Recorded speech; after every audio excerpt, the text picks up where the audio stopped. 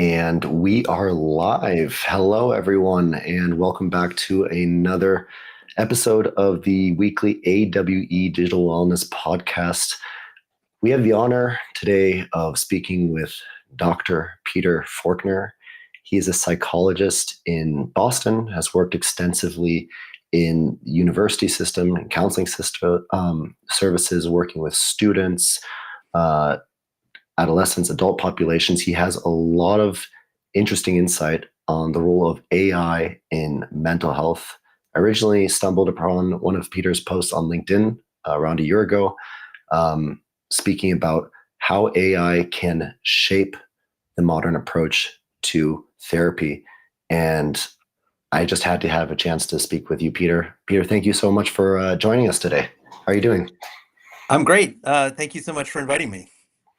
Yeah, so this is going to be a really exciting conversation. We're talking about AI and human connection, a very prescient topic. We've spoken before on previous podcasts about how lots of people nowadays are using AI as a means to supplant normal human talk therapy.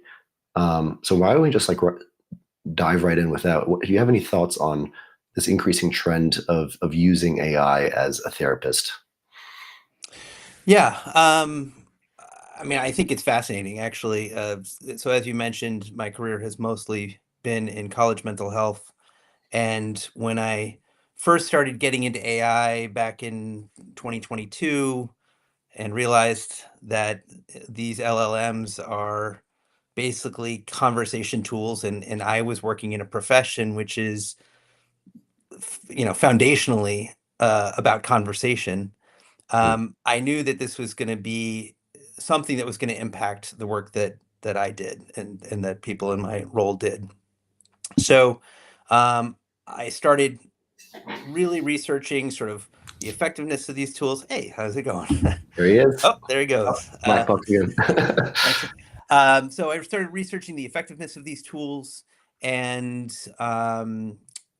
learning about them and the capabilities of generative AI to have these conversations, and actually had uh, the pleasure of being able to run a small pilot at the university that I was working at, with staff and students and faculty, with one of these tools, just to see, hey, is this actually something that's going to be helpful, or is this more of a gimmick? And what the results of the pilot showed me is that actually there is some value to these tools. Um, but and sorry, that's a kind of a long-winded way to get to your question, Yeah. but I think generally what I've found is that these tools are excellent at validation, excellent at empathy, and that kind of support. And in fact, in many ways, it might actually be better than what we're capable of as humans, or at least able to do it more accurately and consistently. However, they're not therapists. And I think um, the companies that are creating AI tools for mental health support have done themselves a disservice by making the sort of comparison for what these tools can do to therapy, which is so much more essentially human. Now, I would call these tools the most impressive, personalized, engaging psychoeducational tools ever invented.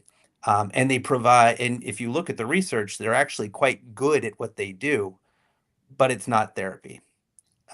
So um, maybe to put a point on what you're saying is that I think a lot of people are using these tools. They're finding them very helpful.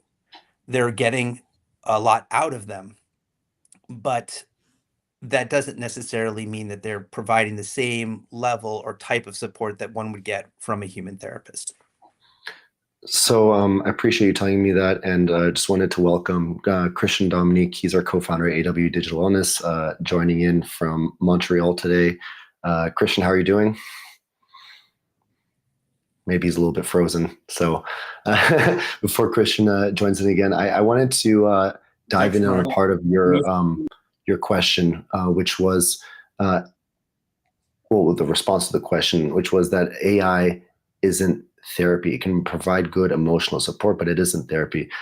First, perhaps define what therapy means to you, and why does AI not constitute that definition? hmm Um, well, therapy at its essence, when you look at the research on therapy and what is good therapy, uh, it's clear that the relationship one has with the therapist is absolutely essential, regardless of what type of therapy you might be practicing, whether it's CBT or psychodynamic or what have you. Mhm. Um, and that is because there is a transfer of trust and vulnerability that can occur between two humans, and that is in my opinion and in much of the research essential for change to occur. Now, it's true that the research and the surveys that have been done on the use of AI for mental health support shows that people are using these tools for very serious conversations. In fact, I was just looking over a study recently which showed that I think a third of teens who use AI for mental health support um, prefer them to humans for serious conversations. Hmm. And I think that's important to examine, though, because initially, it'll cause you to go, Yeah. what's that about? um, and I think it's important to sort of boil this down, because what you have here is the ability to consult with an expert. Like if we're talking about using AI has, we'll say an infinite data set in terms of knowledge. And so you're able to consult this data set in terms of for advice or for, what would you do in my situation? Or how should I be responding? And it's going to tell you based upon that data set what you should do. But that's very different than what it means to share something scary or something embarrassing or something um, very personal to Hmm. yourself, that requires vulnerability and an assumption of trust. And so when you share that with an LLM, you know Hmm. that you can close that window Hmm. and it's all gone. You share that Hmm. with a therapist, even though they're sworn to confidentiality, they Yeah. are going to they hold that knowledge, and they hold the power Yeah. to use that knowledge in a potentially helpful way, but also a harmful way. And so there's that exchange of trust. So it's a very different experience using an LLM in these different circumstances. So um, again, a bit long-winded way of answering your question, but I Yeah. guess what I'm saying is that Yeah. to engage with a human requires more emotional energy and vulnerability. It seems like the key component there is unloading that information onto another human being. And the difference here being that if you type that into some sort of chatbot, right, that is a very uh, different process than relaying that information to a trusted individual. Right? You hmm also mentioned before that most of the outcomes in a therapeutic relationship are determined by the therapeutic relationship itself, right? hmm So effectively, more so than it sounds like the biggest difference here, more so than what the therapist or the AI actually says, it's the act of the client, patient, uh, disclosing that information to a trusted source. And would you say then that the AI companies could hear this and say like, okay, then we need to develop some simulacrum of a human that looks like a human, that can be spoken to and responds like a human, so hmm that the client or the patient has the feeling that they're disclosing the information? Would that close the gap then, essentially, in what you're saying? I think it's an interesting idea, when you start looking into the future And as these AI therapists or mental health support tools start to integrate the ability to recognize facial expressions, emotion in tone of voice, as these systems become more sophisticated and they become more realistic, is it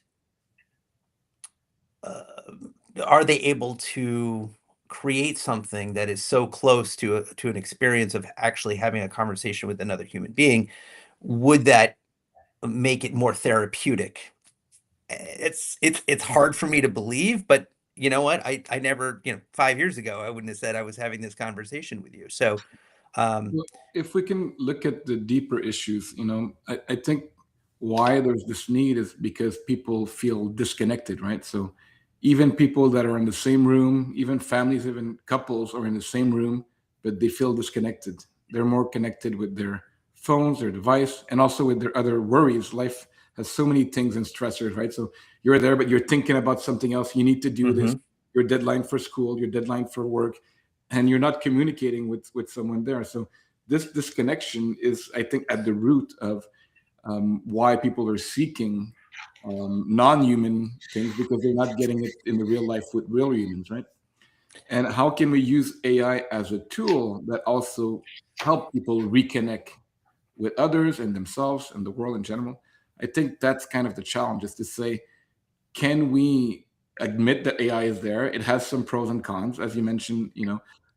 We've been very clear that we're building AI, but we don't call it a therapist. It's support, it's a coach, it can be an assistant, it can be psychoeducation, but you need real humans in the equation, right? Absolutely, and it's an interesting idea, right? That the more we become distracted, the more we're seeking that undivided attention. It makes me think of, a child, right? When a child is growing up, and the importance of the role of a caregiver to give that person undivided attention, and that conveys to that individual that they are worthy of attention. They're worthy of Yeah. of other people's relationships and time. And as we sort of become more distracted with our devices and our phones, and certainly my kids would say that I can be guilty of that at sometimes, that are people more likely to go to an LLM, which will give you the sort of kudos that you're looking for? I mean, it was funny when I was thinking about talking today. I said this to my wife. Um, I found myself last week. I'm a super user of AI. I often use it in my personal life and my professional life, and something. I got an email that I was really excited about, and even though I was aware that this was very bizarre, I found myself cutting and pasting the email into the LLM because knew that the LLM would be like, "That's great, Peter. I'm so happy for you. That's so wonderful."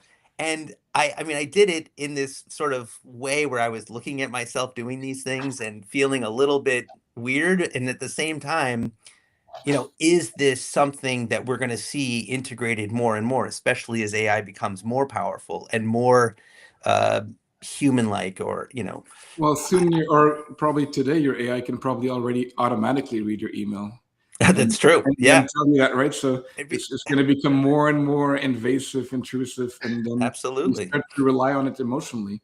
And Yeah. thanks for sharing this very real story. I think one of the things we've realized is that people build habits around technology, around AI. It's just going to get more and more, and we really created this concept of reset or digital reset for people to kind of just take a step back, like you did, right? You were kind of you were doing it, but aware at least. I was like, wait a minute, am I really doing this for this validation? Yeah, right. But we want to raise the awareness to say that we can, as human beings, start to have those checks and balances in our life, with our friendships, with our coworkers, with ourselves, to say, wait, no, that's not real human connection, and I don't need this validation. This is a tool, right? Yeah. So if it Yeah. can help me respond to the email better, okay. But if it's helping me have an emotional need that I'm not having with my friend, my children, my wife, whoever, then that's starting to become not useful or not real. It's not sustainable, right? Well, yeah, you're actually bringing up a really interesting point, and this is something that I've thought quite a bit about, which is, are these tools replacing relationships, or are they supplementing them? Hmm. And it's interesting when you start digging into some of the more recent surveys.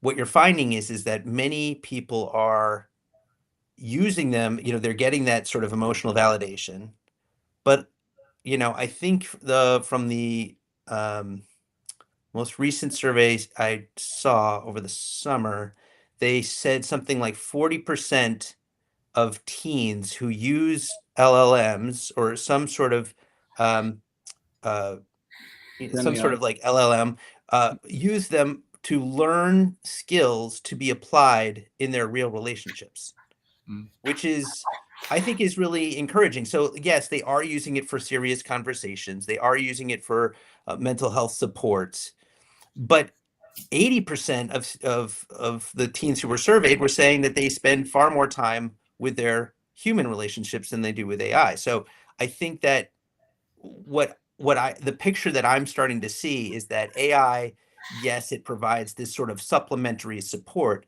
but that generally at this point, people are still using it to improve their ability to navigate the complexities of real relationships. And would we think, or is there data on, are the current LLMs or Gen AI good at helping people in generational, relational aspects? Because it has, like you said, not infinite, but let's say much more than you can have in your brain Yep. information. But Yep. then it picks and choose, right? So how, and that's what we're trying to do in our models of our generation of Lumi, right? The AI is like, okay, well, are we validating the response, because sometimes it's just picking and choosing because there's more response like this, right? But if you were to like ask an AI to see what's going on for therapy, they can schedule the social media, and what Hmm. you hear in social media are things like everyone's a narcissistic, we have like toxic relationship and you should get out, right? And like, what's the way to make sure that the Gen AI is giving that good relationship advice, right? And is it good enough? We could say that with therapists as well, right? So Yep. there are therapists and coaches that are better than others, right? So it's Yep. not because someone give advice that it's relatable. And is it personalized to that person? Well, we can say, yeah, maybe if you have a paid version, or it knows your chat, you can be a little bit more personalized and get better and better response. But I'm still challenging the fact that even if you're saying 40% of people are using it, are they really getting the right advice for the short term, the medium term, and the long Hmm. term? Because Well, like our generation is now like a throwaway generation, right? So we have the most divorce rate, or equalized at 50%. People are lonelier than ever. We have the least sex per year on average in decades. So we're not having sex. We're not being connected. How is that being portrayed in AI to give real relationship advice? I'm really wondering, like, who's validating those things? Well, that actually is going to be important, right? To ensure that the tools that are accessible and that are being used by people are pulling from the right data sets. Hmm. Um, I think based upon survey results, people are generally happy with the advice that they're getting, the support that they're getting through their LLM. But I also think that this sort of brings in a sort of separate topic, which certainly I saw a lot in college mental health, Hmm. which is over the past couple of decades, we have seen the expansion of this term mental health. 20 years ago, when somebody came in, they had anxiety, it was, a diagnosable DSM, diagnosable anxiety disorder. And now, uh, people today use the terms anxiety and depression to describe, mood states. Yeah. And that's just become a part of the lexicon. And we've also had this expansion of what mental health covers. Again, 20 years ago, if it wasn't in the DSM, then maybe it wasn't mental health. And now loneliness is mental health. Disconnection is mental health. Developmental struggle is mental health. And so we've had this broadening of the term of mental health. So I think there's room for these LLMs to give pointed mental health advice Mhm. because our category has become so broad. But I think there's also, could these LLMs help somebody with a significant addiction? Could these LLMs help Right. somebody with a significant eating disorder or severe depression or suicidality? Should they be used? And I think the answer is absolutely no.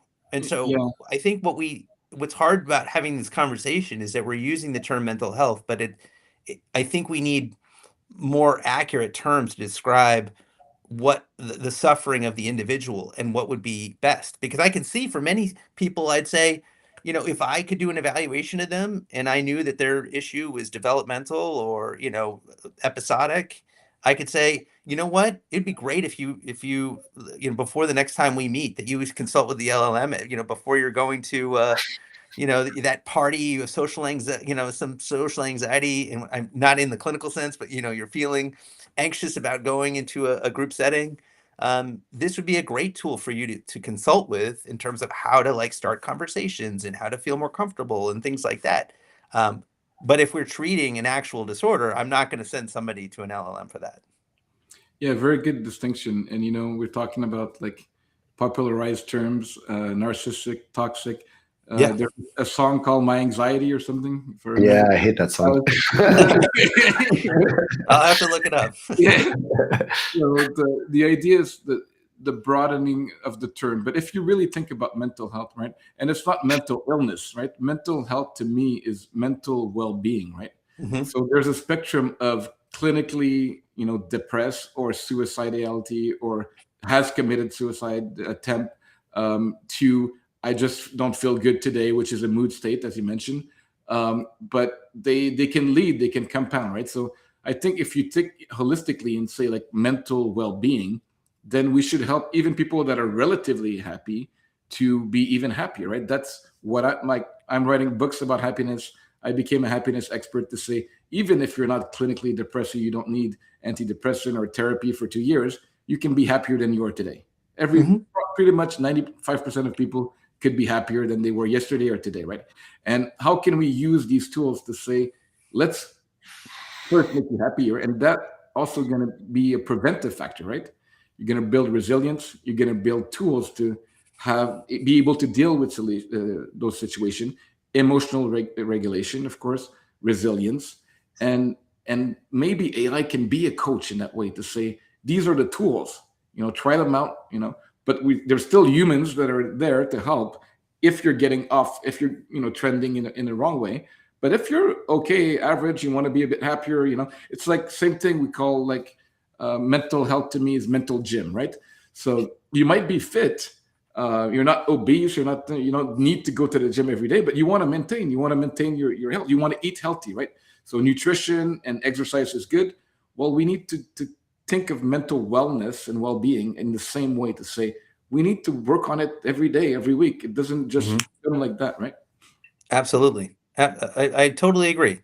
And that's and so, bringing it back again to college mental health, over my career, we saw, 40, 50, 60% increase in the number of students requesting services. And that Hmm. actually prompted this alarm, you know, saying there's this crisis of mental health. There's an epidemic of mental illness going on. And while yes, there were increases in diagnosable conditions, and you did see some people reporting, increased risk for suicide.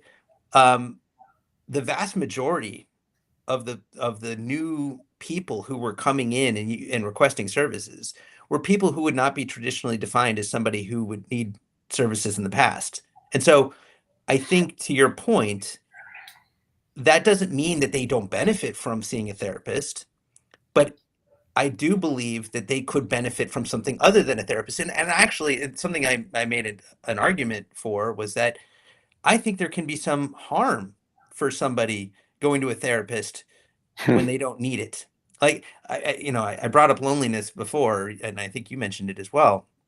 The idea that we should be sending people who are lonely to a therapist is bizarre. I mean, it's just if we're considering that mental health and the idea of fixing that is to put the person in a room with a stranger, um, I think we've lost the plot. Yeah, very well. I did some study last week on loneliness actually, and how it affects mental health. So it's not a condition itself, right? But it affects well-being in many ways, physically and mentally, right? So I don't think loneliness is a disease or illness, but it might be a social disease of this time, right? Or something Yeah. that's preventing social and individual well-being, right? So, and one of the ways that we found that might increase the idea that we can be more connected is to create communities, right? Mhm. Is to have like, and we can use technology for that too. Mhm. AI might not be the best suited for that, right? But we can use technology to create real communities online and offline that says, hey, we are more connected than we think, right? And then in our reset, we're doing different types of reset. So reset is kind of a type of meditation, but not exactly. It uses science-based, evidence-based studies. So I'm researching a lot of articles on meditation adverse effects or not, and vagal nerve regulation. And there's one thing that I've been studying lately is the study of oneness or non-duality, right? So it's a philosophical concept that says we are all connected, or we're all one, or we're part of one. But that also has some potentially very interesting effects on loneliness, right? So it makes people feel that even though they might not always be as much communicating one-to-one with people, because we have more technology, right? We're on a video conferencing now. It would have been great to be with you three in whatever circumstances, but live, but we're not. Yeah. So we're feeling a little bit less connected in general, even though we might have good friends, or some people, some studies said, I think there was 28% that said that did not have one close friend. So they had friends, but not real friends, right? So yeah, I have this friend, but not. So I think the definition of close friend was someone that you could confide in, Right. right? And that's what we're talking about with those LLM. People are confiding to AI because they don't have those close connections, right? But when you try to teach, and that's one of the things that we do in a reset is incorporate those elements of awe and oneness, right? The world is more beautiful than you think. And people have reported that they have less fear, less jealousy, right? More happy state after they do these 25 minutes, right? And those are humans talking to humans, or listening to something that says, hey, we're using technology to do all this, but in the end, you feel more connected with nature and with people, right? So we had people said more connected with nature because we talk about the universe and the world and the forest, and also about the beauty of having other people that you care about, and even the compassion for people that you might dislike or might be more difficult to deal with, right? So we try to rebring these tools, because also if you look at social media and you look at politics, everything is more and more divisive, right? So it's this camp, this ages group. It's like, when you understand that young or old, man, female, whatever gender, whatever sexual orientation, whatever place in the world, we're all one, then people start to act like that, right? So they might smile to their neighbor that they don't smile to them walking their dog. They might, say hi to the cashier. They might just feel a bit more, because that translates to real relationship, not just online, but it can be curated or helped by technology, right? So I want to jump in quickly, because you said something before, Peter, that caught my attention. I mean, this whole conversation has been very engaging, but I want to play devil's advocate. It's part of what we do here. You said that when people are lonely, sometimes it's not the best solution to go see a therapist. You described it as being put in a room with a stranger. Okay, but what is the alternative then, right? If you're essentially interfacing with an AI chatbot, you're going to be alone in a room, Oh yeah. given like the idea that you're speaking to somebody, but you're essentially talking to pixels on a screen, right? Yeah. That's representing a human. Yep. Um, why would it be uh, not better to see a therapist in Mhm. that comparison? So I guess I'll say two things about that. One, I think that people who are going to a therapist for loneliness would benefit from uh, could benefit from an AI tool that helps them connect to others. So, Mm, just like what we're seeing in these studies, that people are using it for conflict negotiation, for how to pursue romantic relationships, to, all these sorts of like fine-tuned tools to be able to engage with others um, and learn how to find shared experiences or whatever would create community. So I think there's a like a skill building aspect to AI that would benefit that a therapist could do, but mhm, also someone could use AI.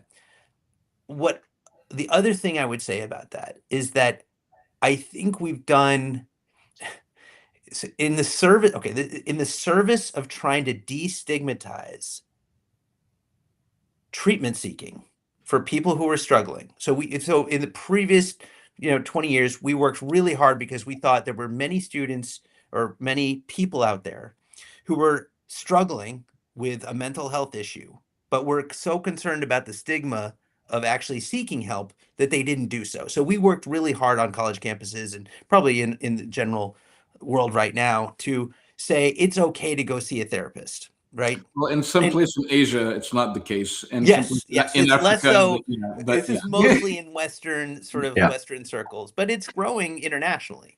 yeah. Um, and so I think in we did a really good job of that. And unfortunately, maybe we did too good a job because what it ended up happening is we saw this effect where if you're struggling, you should go see a therapist. And so while yes, we lowered the stigma, but I think we encourage people to go see treatment or maybe even conveyed to people that they were broken or somehow had a mental health problem by Mm, saying, you are lonely. Okay, that means there's something wrong with you. You need to go work on that in therapy. When really, I mean, if we're talking about an ideal situation for somebody who's lonely, it's about community, right? yes. It's about like what Christian was saying. It was this we what would be a better tool for that person is to for someone in the community to bring them in as opposed Yeah. to somebody in a treatment context yeah. helping Yeah. that person resolve what's wrong with them so that they're not lonely anymore. So it seems to be more of a failure to launch problem going from 0 to 1 because a lot of people just need that push, to go take action. Yeah. What viable solutions have you seen out there on the market now in your experience that sort of resemble what we're talking about here? If therapy is not necessarily the answer for somebody who's experiencing loneliness. Well, in a college context, that which is, again, my background, Yeah. what I really was pushing for is that I didn't want our staff to be involved in the loneliness conversation, or Yeah. what I wanted were other members of the student affairs or from other pieces of the university to be pulling them in to Mhm. this is I think um, I think to some extent, and again, I'll speak as to my experience in college campuses, that we Yeah. took too much responsibility for the emotional well-being of our students. Right. And instead of saying, "Hey, this is all of our responsibility to make sure that people feel included, that they feel like Yeah. they belong," that we're saying that no, this is something that is because it involves people feeling happy, sad, upset, whatever, that's the purview of the mental health treatment people. But really it's not. It's really about the communities.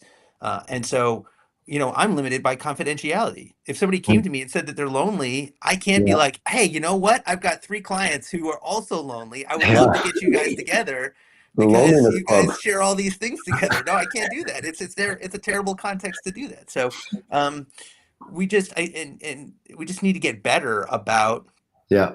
about making sure that there are other people who are taking on this responsibility as well. Yeah, we do a lot of outreach work with universities, and we often ask ourselves, if therapy is not the solution, right? If traditional talk therapy, where you most of the time see a therapist once a week for 1 hour a week, Yeah. out of the 150 whatever hours a week that you are spending, how much can it help with a person who really does need that push, right? That motivational change in their life.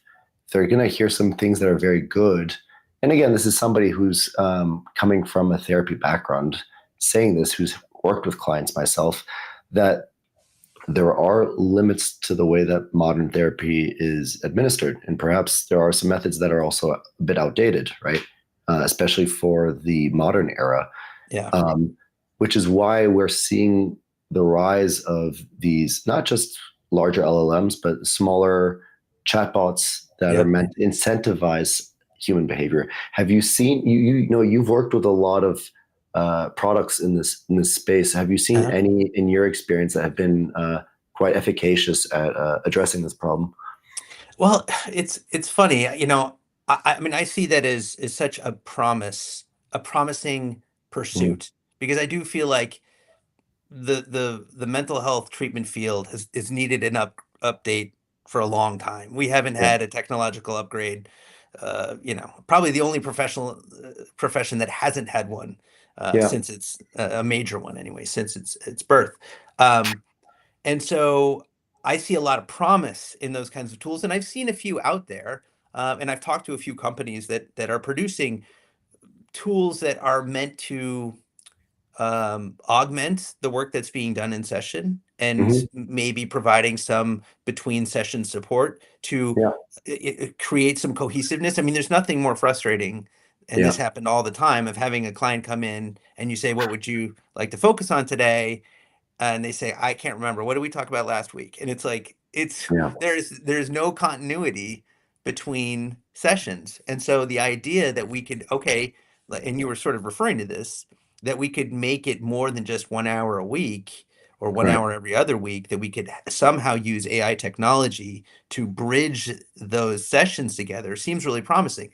The problem is that I've seen is that largely uh, the mental health treatment field is not very AI savvy. And I don't blame them. They're very busy, and so there's not a lot of time to sort of understand LLMs and these products that you're referring to and how they might help out. And I think they're somewhat resistant because, Yes. understandably, there's a Yeah. threatening aspect of this. Yeah. And I was talking about this with my wife the other day, who's also a 100%. psychologist, of just like this idea of like, well, there is something uncomfortable about, you're doing the therapy, the AI is doing the therapy. Is Yeah. there a splitting? Does the client eventually start preferring the AI therapy? I don't know. There's some complicating factors, but I hopefully we think can if you're resolve it. worried that AI is going to replace you as a therapist, you have other problems. Yeah. Fair enough. Fair enough. Fair enough. I think that if you don't embrace it as a therapist or as just a provider, mental health provider, you're just going to fall behind, because there's going to be providers who will use it to supplement their therapeutic approach with their clients, and they perhaps will be more effective in Yep. achieving specific outcomes. So, no, we've noticed this problem, and allow me to not so subtle plug, but we've worked with a number of universities and noticed similar problems, especially with students. And one of the ideas that we had originally was to develop our own LLM. And we came out with it last week. It's called Lumi, and it's used to address specifically internet addiction and college mental health and mental health that you see issues. I know we use mental health as a blanket term here, but we want to integrate this into the AWE smarter phone, which we're also providing to students, right, as an attempt to have something that will be with them throughout the entire week, right? Something that they can interface on the go and have with them all the time. It's especially prescient with younger children, right? 8 to 18, or who get their first smartphones at 10, and just with completely unmitigated access to the internet. We don't know what sort of long-term consequences there are there. And it's part of the reason why we've developed this smartphone and brought it to the market, right? Just to see, okay, could a therapist take the insights, data gathered from this device, and somehow apply it in their approach? Because again, last thing you want is somebody coming to the session and saying, "Okay, that was like a week ago. Peter? What did we talk about again? Totally. Could you remind me?" Like, Totally. and it's them just falling back into the same old bad habits, right? And then you're Yep. playing catch up from last time. So that's one of the just most frustrating things for a therapist, just to see that a client really isn't applying the things that were talked about in the previous session. So you had mentioned to me previously, before our call, and I hope it's okay if I bring it up, that there was some sort of AI chatbot that you had been working on, or that you'd been Yeah, developed.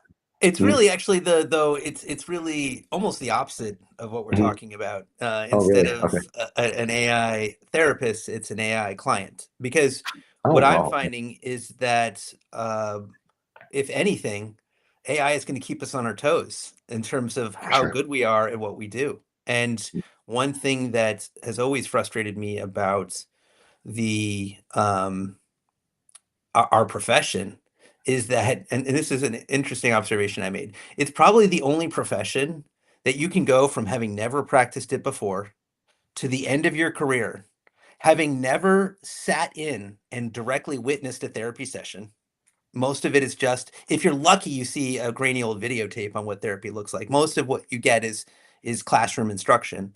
And then we're also the only profession in which you can go all again from the beginning of your career to the end of your career, having never been directly observed doing what it is you purport to do. So, I mean, yes, now there are some sites, and Bentley was one of them, in which we would videotape therapy Yeah. sessions and give feedback to our practicum students, but that's not the norm.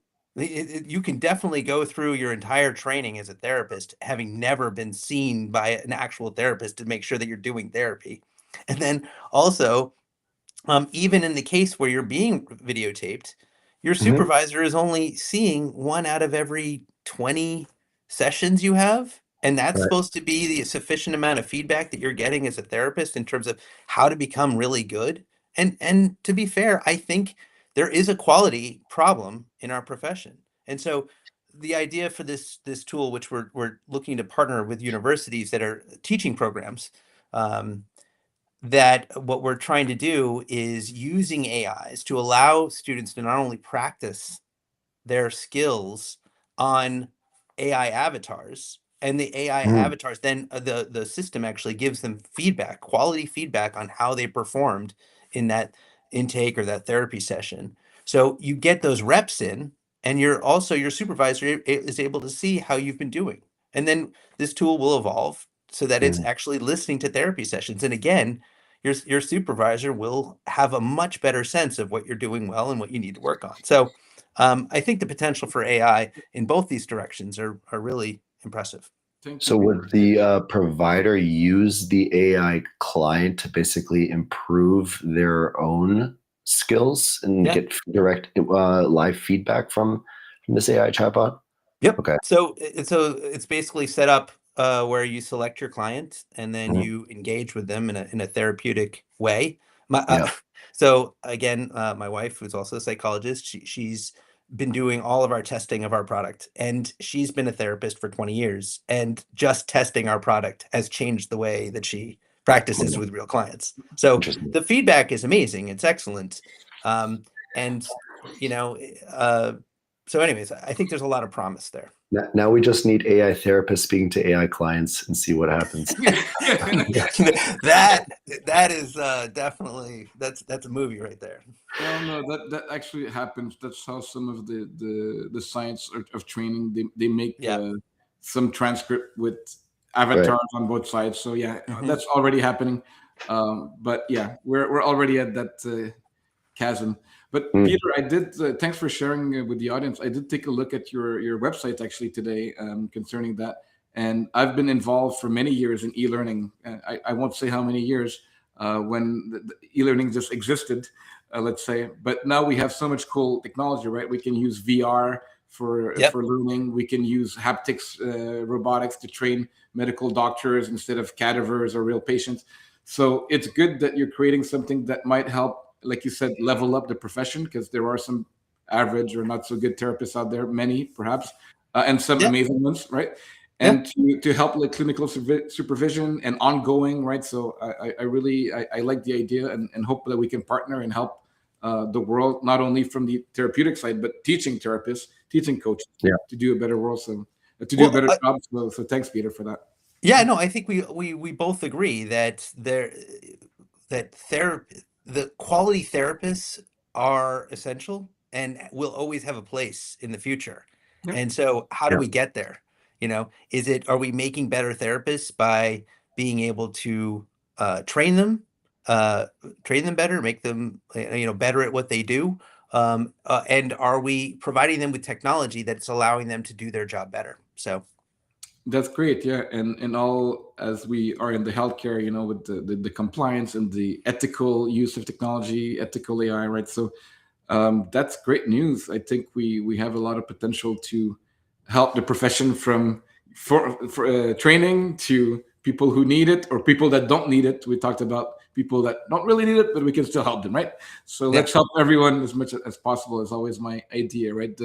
The bigger reach without stigmatizing, but without also sometimes, like you mentioned, people need to be told where you should be accountable, right? So absolutely. it's like I always have the mental gym idea, right? So if you don't go to the gym, don't expect to be better. If you eat bad food, don't expect, right? And don't say, oh, it's because of the food, oh, it's because of this, oh, it's or I'm the problem, right?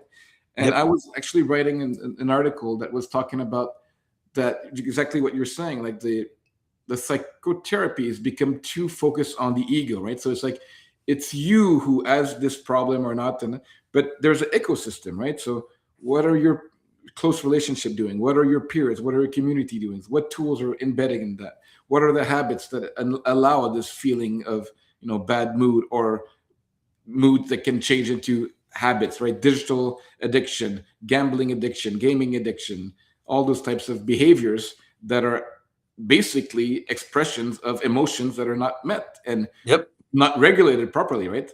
So we have to give back tools to give ownership to people to say, yes, you can say that you have a mental problem if you want, but also you can own whatever version. Because if you remember on the DSM-5 and all the ICD-11, it is the diagnosis only valid for the last 6 months. So you can be diagnosed this now, and in six Yeah. months you're okay, right? Yeah. People are thinking, oh, I have this. No, it's just at this period you're feeling this, you're showing those behaviors, but tomorrow or in a week or in 6 months you could be better, you could be different. Every day is a new day, right?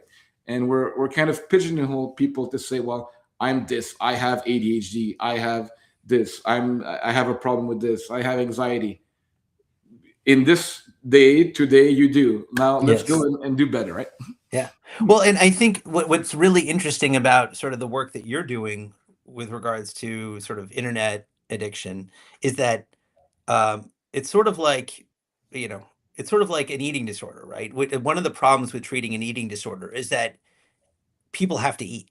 So it's not like drug abuse where you're like, okay, and not to say that drug abuse is easy to fix, but like if you stop using a drug, then you no longer then you no longer have the disorder. Now you can never stop eating, so you're always going to do it. And now in today's world, you can't exist without the internet, right? You You can, can but it's very barely. difficult. I know some Amish communities. I see them once Okay. in a Well, while. if you want to join the Amish communities, then Off the you have grid, yes. probably have a chance. Go off the grid. Yeah. But I think it's very hard to exist in today's society and be able to function even without a smartphone. I would love to. I mean, I would love to, and would be so scared to throw away my smartphone. But I feel like I need it, and at the same time, I recognize that I use it too much. And so it's this weird thing. So I really appreciate I was able this. to do 2 months without it, but it's Really? Yeah, yeah. Good for I you. happened to have lost it in Argentina, and it took a while to get back. But I was happy. I was productive and happy in meeting people. But yeah, not everyone can do it or should do it. I'm not saying that that's the best way to do it. Just happened, and Yep. I took advantage of it instead of complaining, which we can do of many situations. But the point that you make is very relevant, right? So, and that's, thank you for saying that. That's what we realize at AW is we're not going to tell you. You know, most people will say do a detox, don't have your phone, or use an app blocker or delete your app. No, that's not realistic. We're saying learn to be Yeah. aware and create that tech balance that's good for you and your peers, and that you're not, oh, I lost my time on this, or I fell in love with an AI or whatever it is, right? And thanks for noticing that we're conscious that we need tech. So it's not about removing it; it's about having a relationship. And you mentioned eating disorder. Same thing with sex addiction, right? So Yeah. you can live without sex, but you know, some people are fighting like sexual rights. People have the like, we are people built with biology to survive and have sex, right? So if someone has a sex addiction, can you tell them, well, never have sex again, be a monk? Probably not, right? So you Probably have not. to manage something, right? So technology is something like that, right? And we also know now that love can be an addiction, right? So people have stalking traits because they're infatuated with someone, and right. So you can be love addict, but will you stop loving? Probably not either, right? So those are all things like we have AI, we have tech, we have social media. We're here, live having a great discussion. Let's use those things instead of saying let's shun them away, but let's use them responsibly. As I'm saying this, we are live, and I forgot to say to anyone that's on our socials, if you have any question for Peter, Mark, or myself, we have some Q&A on every Friday live session. So please talk about AI, humans, connection, loneliness, all the topics, therapist quality, engagement, college students. What are your thoughts? Please feel free. I wanted to, I think while we're waiting for questions to come up, we throw this term addiction around. Do you think we're being a little too lax in like calling a lot of different things addictions, whereas it could just be an amalgamation of a lot of different disorders going on, right? When we talk about internet addiction, I mean, I did research on internet gaming disorder, and I compared it, using fMRI studies to alcoholism, cocaine use, and it doesn't necessarily meet the thresholds to be considered to be equivalent to a substance use disorder. What I found instead is that you have a lot of disparate areas of the brain that are implicated in resting state analysis that also light up in alcoholism and cocaine use, but perhaps not with the same intensity. What you see it more resemble is, a lot of impulse control issues, like in the prefrontal cortex and a lot of other areas that are perhaps overactivated, and putamen decision-making processes, ventral tegmental area, a lot of different areas responsible in limbic reward pathways. We throw on the addiction, to describe a compulsive behavior, which is really in response to some sort of need that's not being met, right? Some sort of deficiency, right? I think the big one that we mentioned is loneliness, right? It's the deprivation of love and connection. And I think, and I thought of this when you were talking earlier, is there's this ancient Egyptian symbol I'm sure both of you have seen, called the Ouroboros. It's the snake that is consuming its own tail, right? And when I think of using AI as a method to supplant real human connection, I think of a problem that just feeds into itself.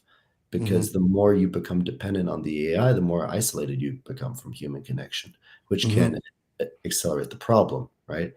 So, So there's a question here.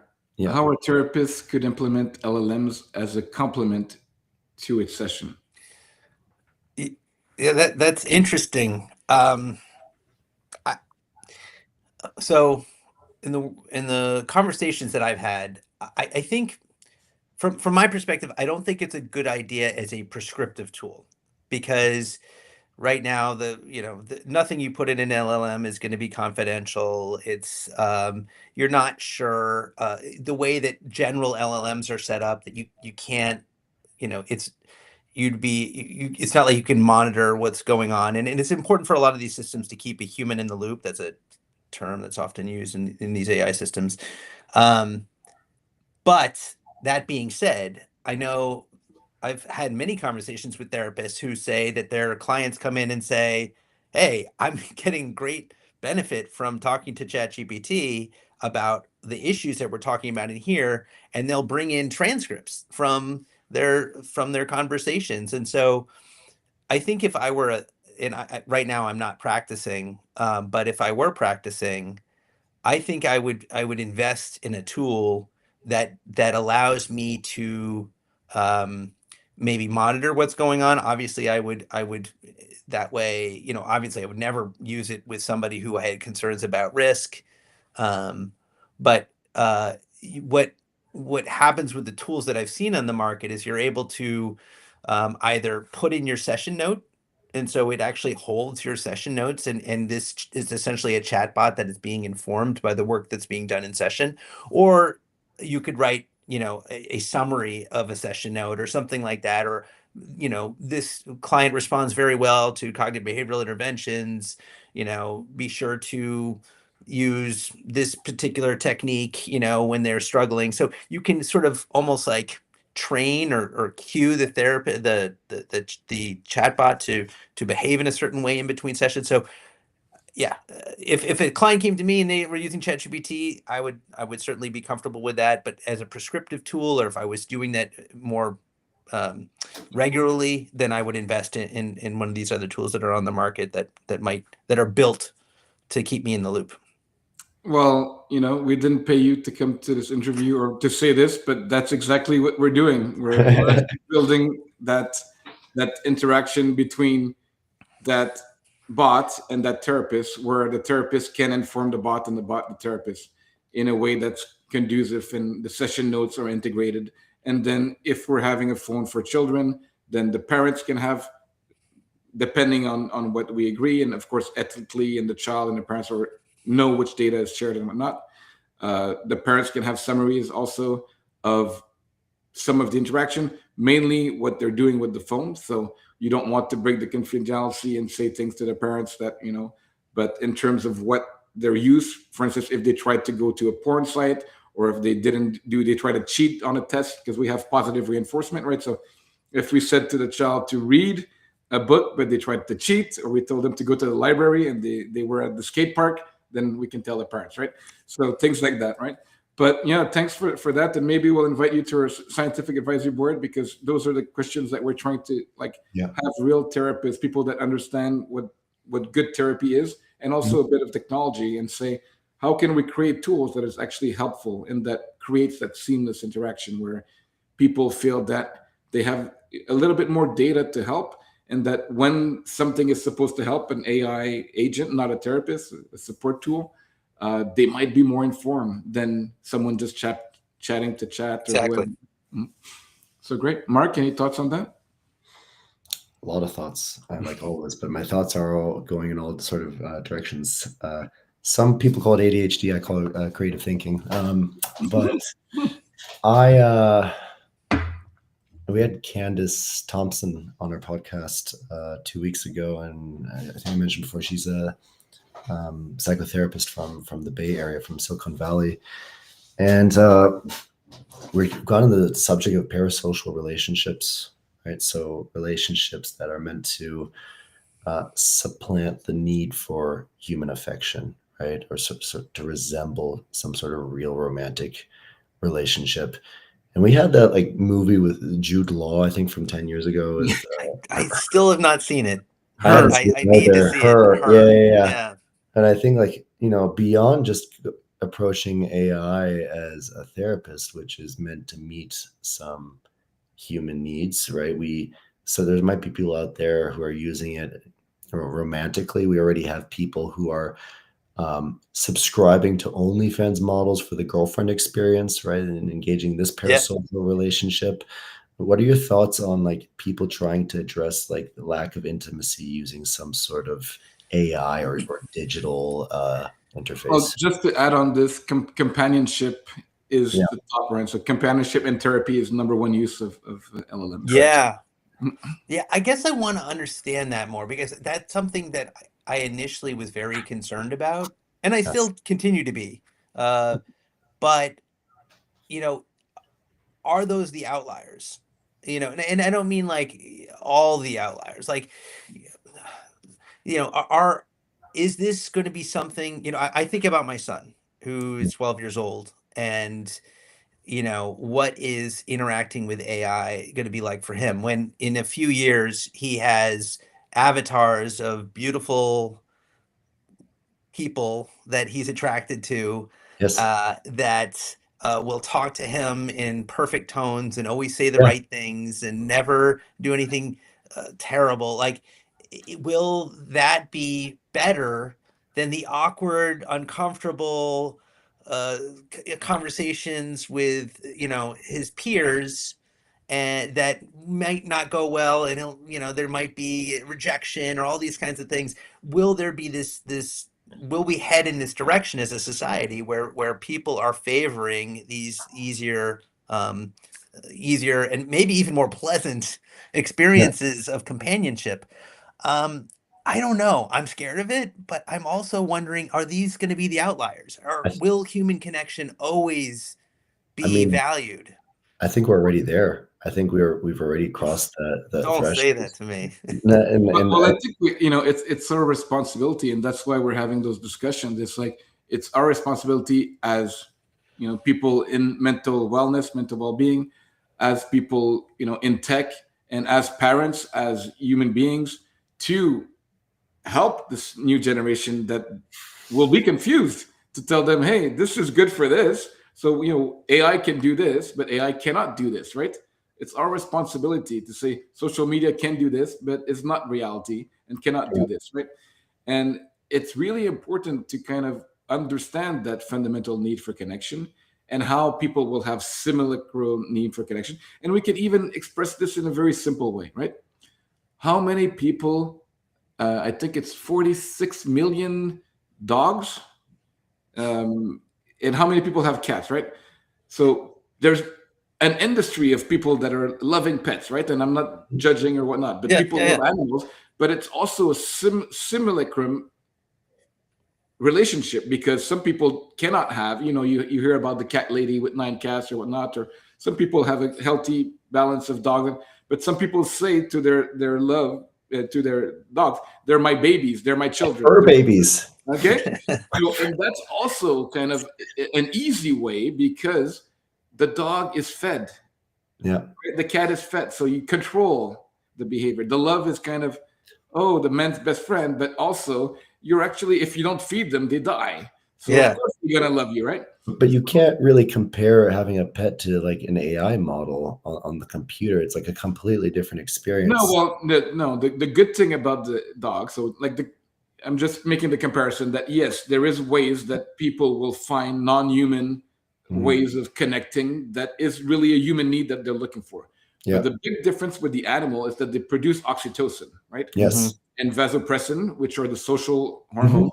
So you can feel similar emotions as you would as a human being, because Yeah. you can pet the dog, because you can hear them bark, and that you find that cute, and you have that similar thing. And Yeah. that's when the AI cannot do that, right? The Not AI now. is not now, but maybe in the future. Yeah. I think a Future. lot of what you're talking about, Peter, it boils down to like human nature, in my mind. Maybe this is a gross generalization, favors the path of least resistance.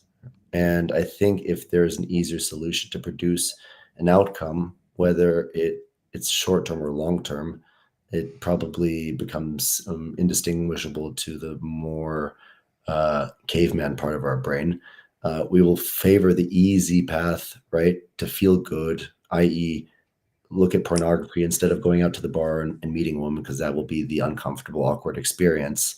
And I think we're already seeing this unfortunate trend that there's like millions of very lonely people out there who are using the internet to address short-term needs, right? That get met, but the long-term ones go unmet. And it's produced an epidemic of loneliness, and it's had huge disastrous effects in the dating market. And the capitalists come out of the shadows. And they're like, oh, we just need to make better technology, right? We need to make technology that looks even more human, that sounds like a woman, right?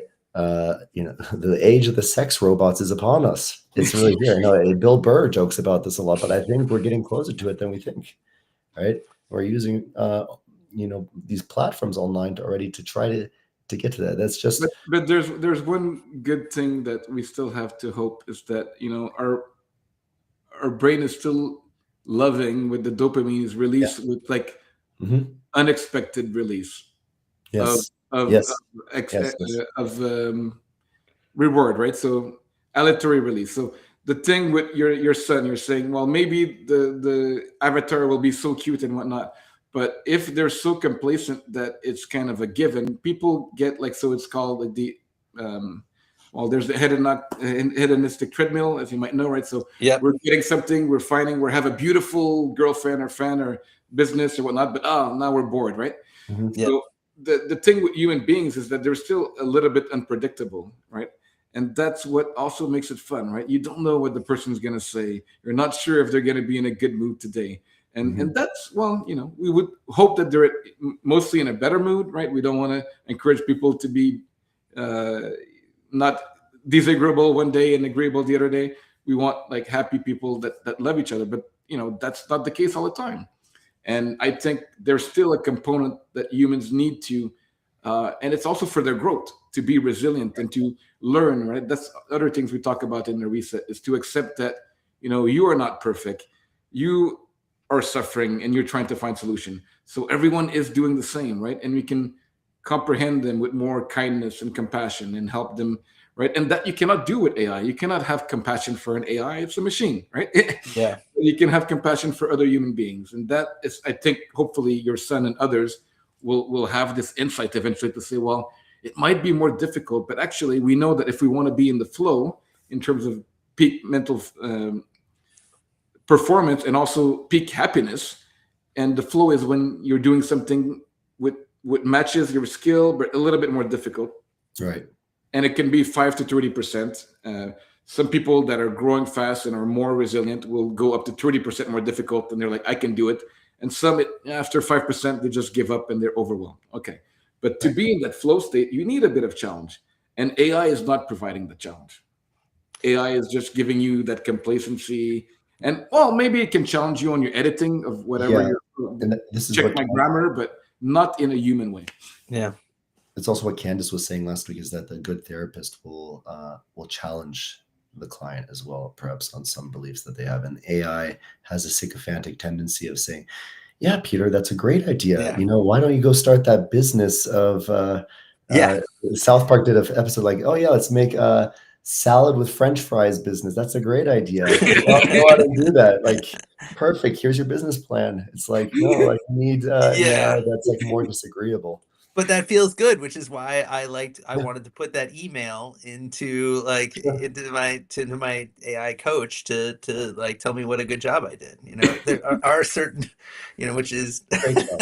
Great job, Peter. yeah, I know. I always told my staff that like I'm too insecure to not have demonstratable. I always used to do a lot of data analysis on how Yeah. well the center was going, because I always told them I'm too insecure to just rely on the fact that I did a good job. I need proof. I need somebody telling me I did a good job. So AI has been doing that for me since I left Bentley. Well, again, we're talking about real human needs, right? To feel heard, to feel seen, Yeah. to feel value, and people might say it's from the infancy, right? People want mostly, we know, validation from their dad, right? Affection from their mom and validation from their dad, right? So you grow up, you want someone to say, you want your boss, you want your coworker, you want someone to say, "Hey, I've done this well," pat on the back, like you said. Yeah. And AI is doing a good job at that, to be Yeah. honest, right? Too But good a job. so, so how else could we find better validation or feeling of self-worth, right? Because maybe it's not, we don't want to just be validated. We also want to be challenged. And we want to have someone that says, oh, you know what, Mark, 3 times in a row, he said, I love you, Chris, but that wasn't good enough. And when the 4th time he said, you did a good job, Chris, then that means more than someone who always says, well, you're good. Set the difficulty in the AI. Set it like really high, Marine drill sergeant, like or like loving mother who just says yes to everything. Like, like they just have to tune the model. Yeah, exactly. So if we just want to recap, what do we agree that AI can do or should do and cannot do? I'll let you guys answer as we're also, if you have any last questions for the audience, Q&A after this question. What can AI do and what AI cannot do? Interesting. I mean, I think it can be a good supplement to a real therapist. And I also think it can be an excellent tool for people who don't need therapy, but need advice and support, and maybe even in a safe way. Now, ideally, somebody has people in their lives that they can sort of go to and feel like they can ask any question and not feel judged. But that's not always the case. And so I think it provides an excellent, is an excellent resource in those cases. Mark? Thank you, Peter. I'm going to copy, from earlier in the podcast, Peter, your answer of being, an entity, a human that can receive the information that you unload onto it, knowing that you have this trusting relationship with somebody, you've disclosed this knowledge, and this person is, legally binded, right, to keep this information confidential, is the fundamental difference that I've learned from you between an AI chatbot and a therapist. That you is that action of unloading the information is really key here. That's the key difference in my mind. So I'm gonna kind of take both of your ideas, and I love the idea of seeking people in your life that have non-judgment, that you can listen to. But we said 28%, I believe, that don't have one friend that they can confide in, right? So that's a real problem, real reality, and let's not call it a problem. The beautiful thing is that all three of us and many other people know that there are skills that we can help people build, right? 100%. And we have a limited amount of time, yes, but we have time. You don't see patients anymore, Peter, but you're doing things to help many other patients and future therapists, which is great, right?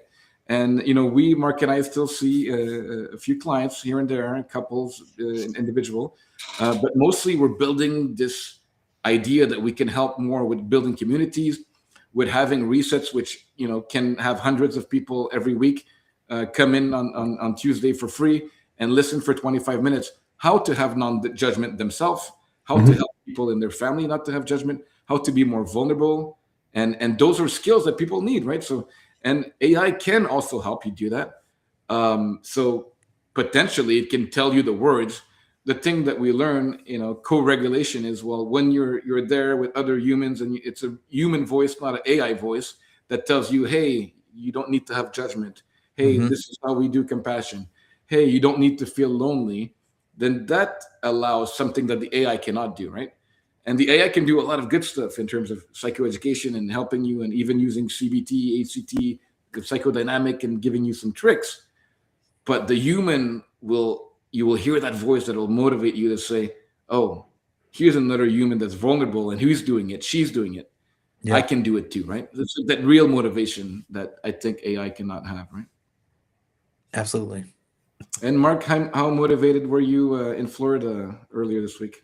Oh, I was hyped up. I went to a Tony Robbins event in wow. Beach. Yeah, 6 days of just jumping, screaming, talking about limited beliefs. I mean, Tony himself, he works with therapists, psychiatrists, psychologists. I met a lot of them at the conference. A lot of people, a lot of providers who are really interested in his methods, and his methods do work. And he does point out that this is why I said this on the podcast as well, that a lot of of the therapeutic approach is very outdated, right? Just the talk therapy. And there's something to what Tony or other life coaches are doing, right? That that really works, right? He gets you to be in a peak physical state, and the physiology directly impacts your mindset. The It's very neuroscience, yeah, of course. exactly. The neuropeptides we talked about, Mhm. oxytocin, that's what Nervous systems, conditioning your nervous system, and you have endorphins. You're more resilient. You can yes, do things that are uncomfortable because your mind and body 100%. is ready. Yeah. Yeah, and this stuff is going to stay with me. I drank the Tony Robbins Kool-Aid. I'm convinced. And it works for. It doesn't work for everyone, but it definitely works for a lot of people. And I think that a lot of the problem that we're addressing, is a direct impact of sitting in a stationary position for most of the day and not moving your body and feeling the consequences of that on your mood, on your thoughts, behavior, most of all, and what we can do to address that. Yeah. Well, next podcast we have to do a standing up. We had a sales meeting earlier, and one of our sales rep in Michigan was doing her yoga during the sales meeting, and was like, "Don't stop! Like, keep it active. Keep it up. You got to do that." And yeah, thank you both for your thoughts and your availability today. We talked about some difficult topics. I know AI is on the mind of everyone. AI is not there to replace us anytime soon. We have things that we can do. We have things that even dogs can do that AI cannot do, right? So hey, AI is still okay. Still's got room. Yeah, but we can use it. And thanks for doing a lot of the work to help therapists, to help companies like us, making sure that we're having ethical AI that solves real needs and that have those safety guards that are human. We have humans checking our AI, like you said. Your wife is looking at the trend. Right? We have a scientific board. We have therapists, clinicians looking at what our AI is saying before we release it to the public and say, "Hey, good luck, guys." And then we have humans in the back that are tied to that, right? Yeah. So yes, we have free digital reset. Register on our website if you want to hear some of the thoughts that we talked about to build connection. Free every Tuesday, and then we have other programs. Mark and I are curating that, and evidence-based neuroscience. A lot of good comments on people that have been attending. 100% felt calmer, right? So we're doing the Calm Talk movement. Register for that. Peter, where could we reach you and learn more if we're institutions that want to know more about your AI for institutions and supervisors and therapists? Yeah, so the product, we've called it Therapy Trainer. So we have a website, therapytrainer.ai. Please check it out. It's largely informational. If you want to get in touch with me and are interested in a demo, you can reach out to me through that site. You can also find me at drpeterforkner.com. I believe that's what it is, or on LinkedIn. Thank you so much, Peter. And Mark, any last words? Peter, thank you so much for talking and speaking with us today. It's always a pleasure talking to you. And I think we have really interesting, insightful, creative conversations. And I'm sure this is not the last time that we'll speak, and probably be more podcast sessions that we'll do again in the future. That'd be great. Thank you so much. We want to know how those AI avatars are good and how they're helping the world. And hopefully we'll partner together, do some more podcasts. Have a great rest of the day. And anyone listening live, thank you. Anyone that's listening later, reach out to Mark and myself as well on LinkedIn or AWE Digital Wellness, or our website as well, awedigitalwellness.com. We're on all socials, and we're on you're in your living room, in your phone. But now it's time for you to go for a walk, have fun, hug someone, have real connections, and turn your media off right now. All right. Bye. Bye, everyone.